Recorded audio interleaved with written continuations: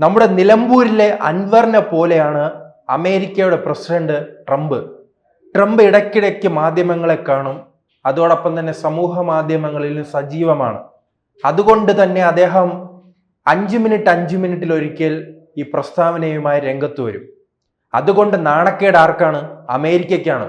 ഒരു കാലത്ത് ലോക പോലീസായി അറിയപ്പെട്ടിരുന്ന അമേരിക്ക എന്ന ഒരു കോമാളി രാജ്യമായി മാറിയിരിക്കുകയാണ്. ആ കോമാളി രാജ്യമായി മാറിയ അമേരിക്കയുടെ ട്രംപിന്റെ പുതിയ പ്രസ്താവന വന്നിട്ടുണ്ട്. ആ പ്രസ്താവന ഇങ്ങനെയാണ്: അഫ്ഗാനിസ്ഥാനെയാണ് ഇത്തവണ വെല്ലുവിളിക്കുന്നത്. താലിബാനോട് പറയുകയാണ്, അഫ്ഗാനിസ്ഥാനിലെ വ്യോമത്താവളം നിയന്ത്രണം US-ന് തിരികെ നൽകിയില്ലെങ്കിൽ മോശം കാര്യങ്ങൾ സംഭവിക്കുമെന്നാണ് ട്രംപിന്റെ ഭീഷണി.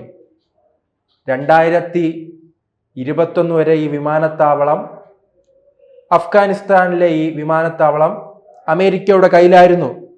പക്ഷേ അമേരിക്ക ഒരു കരാറിൽ ഏർപ്പെട്ടിരുന്നല്ലോ.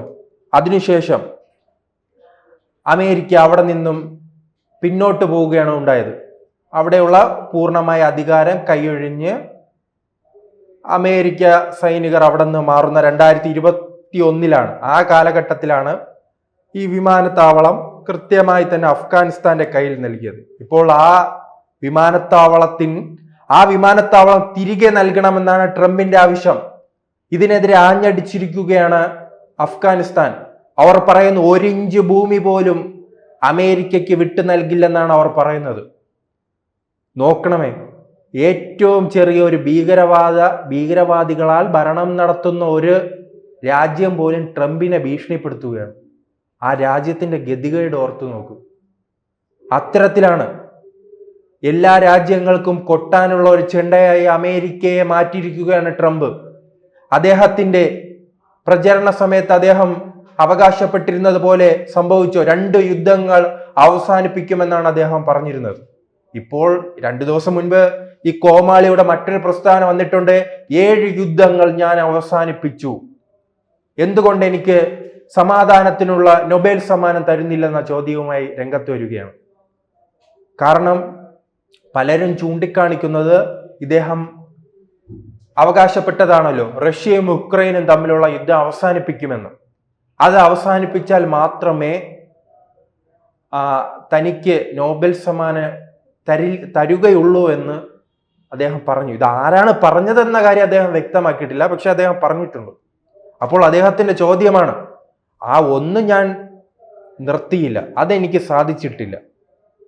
പക്ഷെ എനിക്ക് 7 ഞാൻ നിർത്തി. അപ്പോൾ എനിക്ക് 7 സമ്മാനങ്ങൾ തരണ്ടേ, 7 നൊബേൽ പ്രൈസ് തരണ്ടേ എന്നാണ് ചോദിക്കുന്നത്. അങ്ങനെ അൻവറിനെ പോലെ, കാരണം ഈ CPM-നോടൊപ്പം നിൽക്കുമ്പോൾ അൻവറിന്റെ വെല്ലുവിളികൾ എന്തായിരുന്നു? ഇപ്പോൾ നിലമ്പൂരിൽ പരാജയപ്പെട്ട് വീട്ടിലിരിക്കുകയാണല്ലോ. അതുപോലെ തന്നെയാണ് അധികാരം കയ്യിൽ വെച്ച് ട്രംപും പെരുമാറുന്നത്. ഇടയ്ക്ക് ഇന്ത്യയോടും വീമ്പിളക്കി വരുമല്ലോ. ഇന്ത്യ ഇപ്പോൾ മൈൻഡ് ചെയ്യാറില്ല, പരിഗണിക്കാറില്ല, അവഗണിച്ചു വിടുകയാണ്. അത് തന്നെയാണ് ഇപ്പോൾ എല്ലാ രാജ്യങ്ങളും ചെയ്യുന്നത്. ഇദ്ദേഹത്തെ പരിഗണിക്കില്ല. ഇപ്പോൾ ബ്രസീലുമായി ബന്ധപ്പെട്ട് നാം കണ്ടിട്ടില്ല, തീരുവയുമായി അങ്ങോട്ട് പോയി, ആ രാജ്യം പരിഗണിച്ചില്ല. ചൈനയുമായി പോയി, പിന്നീട് റഷ്യയുമായി ഉണ്ടായി. ആ രീതിക്ക് അദ്ദേഹം കോമാളിയായി മാറുന്നു. അവിടെയുള്ള രാഷ്ട്രീയ ഉപദേശകരും അതോടൊപ്പം തന്നെ സാമ്പത്തിക വിദഗ്ധർ അടക്കമുള്ളവർ പലതവണ ചൂണ്ടിക്കാണിക്കുന്നുണ്ടല്ലോ ഇദ്ദേഹത്തിന്റെ നയത്തിനെതിരെ ചൂണ്ടിക്കാണിക്കുമ്പോൾ ഒരാൾ പറയുമ്പോൾ അതിലെന്തെങ്കിലും വാസ്തവമുണ്ടോ എന്ന് പരിശോധിക്കാൻ പോലും ഇദ്ദേഹം തയ്യാറാകുന്നില്ല. അതേതാണ്? ഇന്ത്യയുമായി ബന്ധപ്പെട്ട തീരുവ നയത്തിനെതിരെ അമേരിക്കയിലെ പല പ്രമുഖരും രംഗത്തെത്തി. ചൈനയും ഇന്ത്യയുമായി വളരെ അടുത്ത ബന്ധം സൂക്ഷിക്കണമെന്നും അവരെ പിണക്കരുതെന്നും പലതവണ ട്രംപിനോട് ആവശ്യപ്പെട്ടില്ലേ? അത് നടപ്പിലാക്കാൻ, അത് അനുസരിക്കാൻ ഇദ്ദേഹത്തിന് കഴിഞ്ഞോ? എന്തിനു പറയുന്നു? ഇദ്ദേഹത്തെ വിജയിപ്പിച്ചവരുണ്ടല്ലോ. കാരണം ഇദ്ദേഹത്തെ പ്രതിസന്ധിയിലായിരുന്നപ്പോൾ കൈപിടിച്ച് ഉയർത്തിക്കൊണ്ടു വന്ന ആൾക്കാരെ പോലും പരിഗണിക്കാൻ ഇദ്ദേഹത്തിന് കഴിയുന്നില്ല. പിന്നെയല്ലേ ഇന്ത്യയും അതോടൊപ്പം തന്നെ ചൈനയും റഷ്യയുമെല്ലാം. പക്ഷേ ഈ ഇത്തരത്തിലുള്ള നീക്കങ്ങൾ നടപ്പിലാക്കുന്നതിലൂടെ തന്നെ അദ്ദേഹത്തിന്റെ ഇമേജ് ഇടിയുകയാണ്. ഇദ്ദേഹത്തിന് ഇനിയും ഉണ്ടല്ലോ 3-4 വർഷം, 2-3 വർഷം. ആ കാലങ്ങളിൽ ഇദ്ദേഹം വലിയ രീതിയിലേക്കുള്ള പ്രതിസന്ധിയിലേക്ക് പോകും. എന്തായാലും ഈ അഫ്ഗാനിസ്ഥാൻ വരെ ഇത് ഈ ട്രംപിനെതിരെ രംഗത്ത് വന്നിരിക്കുകയാണ്. ഇപ്പോൾ അദ്ദേഹത്തിന് പിന്തുണയുള്ള രാജ്യം പാകിസ്ഥാനാണ്. ഇന്ത്യയുടെ ആക്രമണത്തിൽ, ഇന്ത്യയുടെ തിരിച്ചടിയിൽ നിലംപരിശായ രാജ്യത്തെയും അതിന്റെ സേനാ മേധാവിയെയും ഉയർത്തിക്കൊണ്ടാണ് ഇപ്പോൾ ട്രംപ് നടക്കുന്നത്. ഒക്കെ ചങ്ങാതിമാരായി വലിയ രീതിയിലുള്ള സൗഹൃദമാണ്. ഓപ്പറേഷൻ സിന്ദൂറിന് പിന്നാലെ തന്നെ അസീം മുനീറിനെ അങ്ങ് വിളിക്കുകയാണ്. വലിയ രീതിയിൽ പച്ച പരവതാനി വിരിച്ചു വലിയ സ്വീകരണം നൽകുകയാണ് ട്രംപ്. ഒരു ഭീകരവാദി, ഒരു സൈനിക മേധാവി, പട്ടാള ഭീകരവാദിയാണ് അദ്ദേഹം.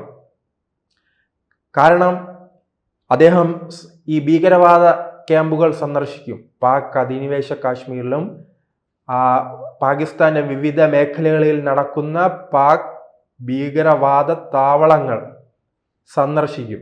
അവിടെ ഉപദേശം നൽകും, അവർക്ക് പരിശീലനം നൽകും, അവർക്ക് ആയുധം നൽകും, ഫണ്ടിങ് നൽകും. അങ്ങനെ ഒരു ഭീകരവാദിയെ ആണ് അദ്ദേഹം വൈറ്റ് ഹൗസിൽ വിളിച്ച് സ്വീകരണം നൽകുന്നത്. അതിലൂടെ തന്നെ വ്യക്തമാണല്ലോ ഇദ്ദേഹത്തിന്റെ നിലപാട് എന്താണ്. എന്തായാലും അമേരിക്കയിൽ ഇതിനെതിരെ വലിയ രീതിയിൽ പ്രക്ഷോഭം ഉണ്ടാകും. പണ്ട് നാം കണ്ടിട്ടുണ്ടല്ലോ, വർഷങ്ങൾക്ക് മുൻപ് സാമ്പത്തിക തകർച്ചയുമായി ബന്ധപ്പെട്ട അമേരിക്കയിലെ ജനങ്ങൾ തെരുവിലിറങ്ങുന്നത് നാം കണ്ടിട്ടുണ്ട്. അതുപോലെ തന്നെ ഇദ്ദേഹത്തിന്റെ ഈ നയത്തിനെതിരെ ജനങ്ങൾ തെരുവിലിറങ്ങും വൈകാതെ തന്നെ.